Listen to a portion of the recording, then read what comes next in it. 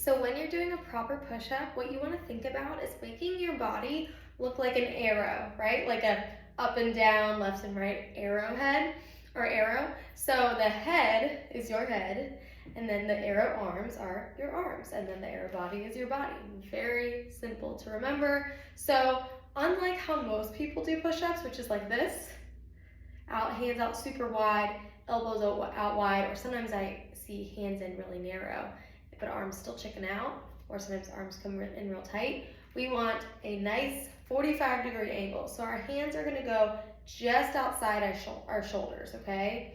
So not in here, not way out here, just outside our shoulders. See how my thumbs are right in front of my shoulders?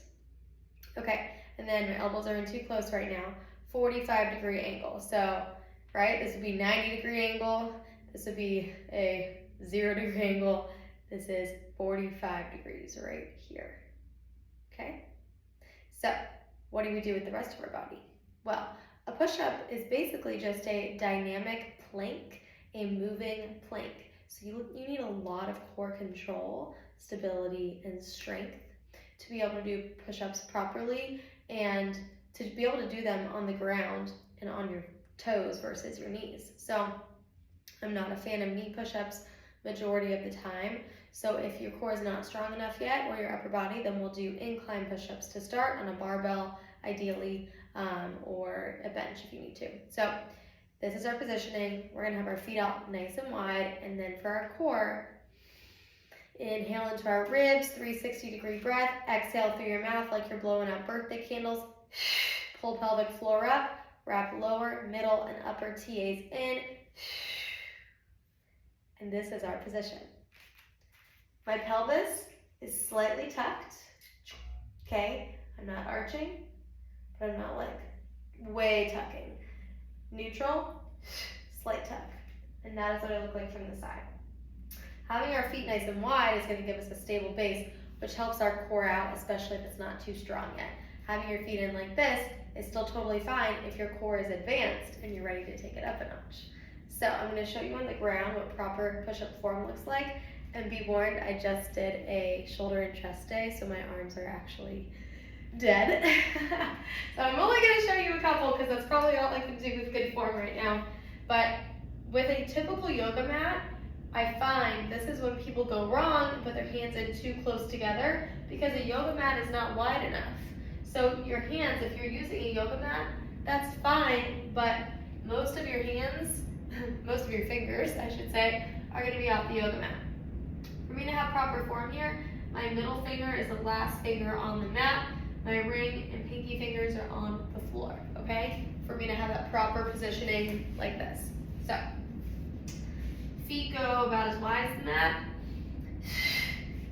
Pelvic floor pulls up, deep core pulls in, and then I'm going to, almost like screwing in a light bulb, I'm externally rotating at the shoulder. So my shoulders aren't caving in.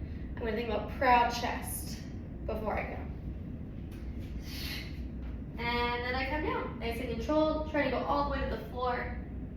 At the top, I like to even throw in a bit of a press for my serratus muscle, which runs alongside my rib cage all the way up and through my scapula. So that's this sort of blocking out motion at the top. It's not mandatory, but it really helps people solidify the core and the serratus at the top. Let me show you a couple more.